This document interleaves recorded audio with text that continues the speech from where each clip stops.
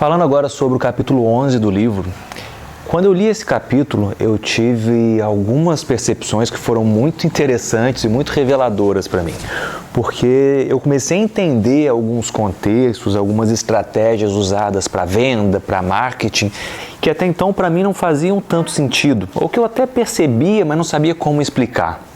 Esse capítulo fala sobre a ancoragem. O que é a ancoragem? Ancorar é você atribuir um valor, uma quantidade, associar, definir ou dizer um valor para uma quantidade ou um numeral que para o outro é desconhecido. Eu vou explicar.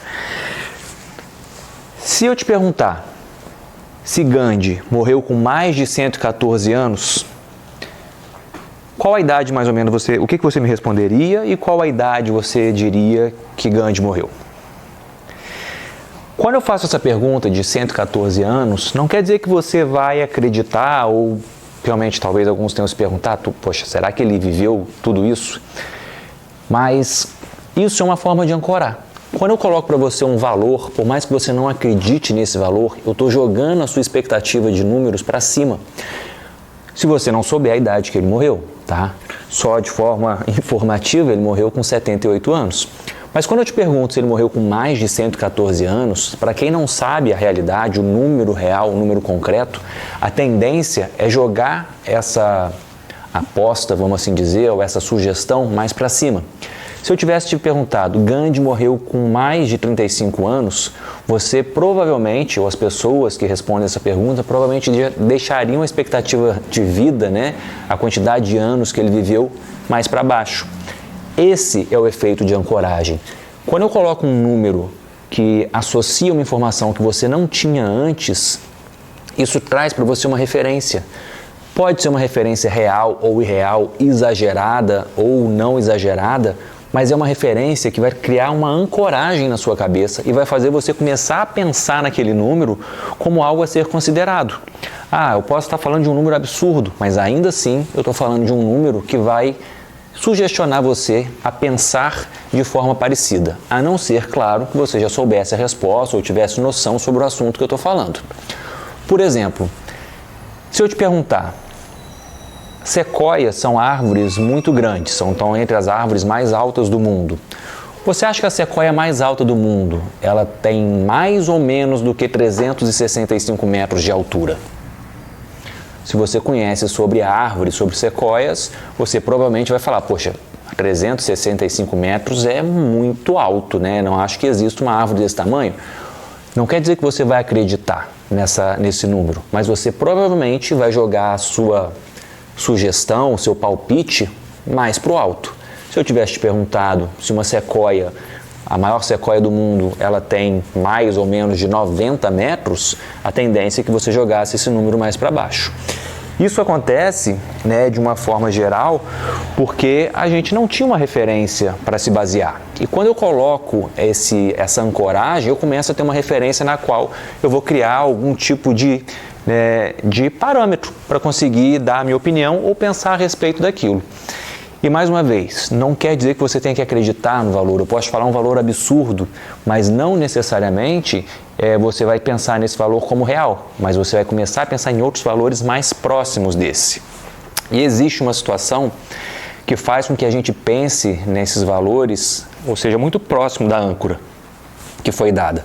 Quando a gente está cansado, quando a gente está esgotado, quando eu já não tenho mais energias, às vezes no final do dia ou num dia muito estressante, a gente tem uma tendência a deixar o nosso pensamento próximo dessa âncora, tá?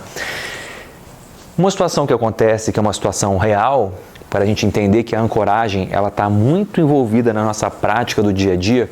Você já percebeu, se você dirige ou mesmo você estando como carona de um carro, quando a gente está viajando, e a gente está numa estrada, numa rodovia, numa BR, onde a gente anda aí na média dos 100 km por hora, 120 km por hora aqui no Brasil.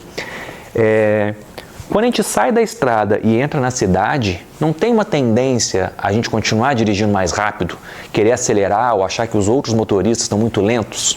É uma ancoragem de valor. Eu estou com aquela referência de 100, 120 ali na minha prática, na minha cabeça, onde eu estava acompanhando o número no velocímetro, e de repente eu tenho que baixar aquilo de uma forma muito significativa. E aí eu tenho que andar num limite de 40, 50 por hora, a tendência é que eu continue querendo acelerar porque eu estou ancorado num valor, né, ou numa realidade que até há pouco tempo ela era diferente. E sabe quando isso se torna mais significativo para a gente? Quando a gente envolve as questões de marketing e vendas. Quando a gente traz situações que nos fazem pensar em valores realmente em dinheiro. Então, 2 cenários que as pessoas utilizam muito de ancoragem. O primeiro deles, quando a gente vai ver uma propaganda de um carro. Já viu aquela propaganda de um lançamento de um carro que diz, o carro tal, a partir de 70 mil reais. Os 70 mil reais, ele está ancorando em você um valor. E eles põem aquele valor que hoje é um valor relativamente mais baixo, né, dos carros de entrada, vamos assim dizer. Os carros estão muito caros, então a gente encontra poucos carros nessa faixa de preço, só que eles colocam uma imagem de um carro da versão mais completa. A partir de 70 mil reais é uma ancoragem que tenta te levar até a concessionária, para que você vá lá e fale, poxa, aquele carro que eu estou vendo, 70 mil reais, eu tenho interesse, acho que cabe no meu orçamento, eu vou procurar.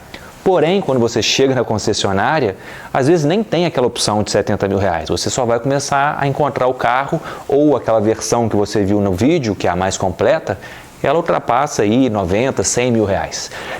Então essa é uma forma de usar a ancoragem para que a gente possa ser atraído para ir pelo menos conhecer. E quando eu chego lá, eu vejo que não existe. E já tiveram montadoras ou fabricantes de carro, de automóvel, que lançaram carros, né, em versões mais baratas que nem tinham intenção de ser vendidos. Eram carros apenas para chamar a atenção e fazer com que as pessoas fossem em busca de um carro relativamente barato, mas que nem era uma opção de venda. Ele só era um carro chamariz, para que nós fôssemos até a concessionária e pudéssemos gerar interesse em outros produtos. Uma outra situação onde a ancoragem acontece com muita frequência é, por exemplo, no comércio. Vamos pensar num corretor de imóveis ou numa venda de imóveis, né? Eu digo comércio, seja do bem que for o valor. Mas quando você vai procurar um imóvel, você entra numa casa e você gosta, e você fala assim, poxa, não pensou num valor ainda, e o corretor já te fala, olha, essa casa custa 700 mil reais. Ele ancorou você num valor que por mais que a casa custe 400 ou 500, você está com 700 na cabeça. Então, pouco provável que você faça uma proposta de 200 ou 300 mil, porque ele jogou uma ancoragem lá para cima. Isso é uma estratégia de negociação. E quando a gente ancora esse valor lá no alto, a gente está criando na cabeça da outra pessoa uma referência, que é uma referência que pode ser real ou não, mas que está jogando a nossa expectativa ou a expectativa de uma negociação mais para perto daquilo que me interessa. Então, a gente precisa pensar nessas situações, nesses casos, que se alguém fez uma ancoragem com a gente, de jogar um valor, de falar uma coisa que já te coloca mais próximo daquela realidade que ele quis te colocar, que a gente precisa usar um raciocínio mais lento, ou seja, pensa, compara esse valor com outros de mercado, compara esse valor com outras situações, com outras casas, se for o caso de um imóvel, para poder ver se realmente aquilo está num valor de mercado ou não. Porque o corretor que conhece da estratégia de vendas, ele vai aplicar essa ancoragem logo no início. Porque essa é uma estratégia que a gente tem que utilizar. Se você quer ser a pessoa que ancora, que domina um pouco mais a negociação, seja o primeiro a falar o valor. Seja o primeiro a colocar aquele valor, não só em negociações, mas às vezes em apresentação de projetos ou o que for. Se você quer trazer aquela pessoa para um pensamento mais tendencioso para o que você quer levar ela de referências, seja o primeiro a colocar a ancoragem. Porque se a outra pessoa fizer, você vai tender a ser influenciado. E claro, não quer dizer que a gente vai ter que ceder, ou cair nesse golpe ou nessa armadilha, vamos assim dizer. Mas a gente consegue, se tiver conhecimento de mercado, saber se aquela pessoa está exagerando para mais ou para menos. Mas é uma estratégia muito utilizada, tá? E quer saber uma outra coisa que acontece, só para você entender o quanto uma ancoragem ela tem influência na nossa vida? Pesquisas foram feitas em mercados que colocaram uma referência de quantidade de compra. Sabe quando a gente vai no mercado e Você vê lá um produto em promoção, está com 10, 15 ou 20% de desconto, mas limitado a 12 unidades por pessoa. Pesquisas foram feitas e mostraram que quando se coloca esse anúncio, essa placa, esse informe de que você pode levar no máximo 12 unidades, as pessoas compram mais volumes do que se não tivesse nenhuma placa. Porque o mercado está ancorando na gente aquele 12 como um número de referência. Então, se fosse comprar, sei lá, no máximo 5 unidades, talvez eu compre 8, 9 ou até as 12, acreditando que aquela ancoragem ou aquele volume é o mais interessante, né, o mais benéfico ou o mais atrativo para mim. Então, as pesquisas mostraram que quando se coloca essa placa de 12, por exemplo, as pessoas compram mais unidades do que quando não tem um limite, mesmo que a promoção seja a mesma, mesmo que seja o mesmo desconto para aquele produto. Então, a minha sugestão é, se você quer sair na frente, ancore primeiro.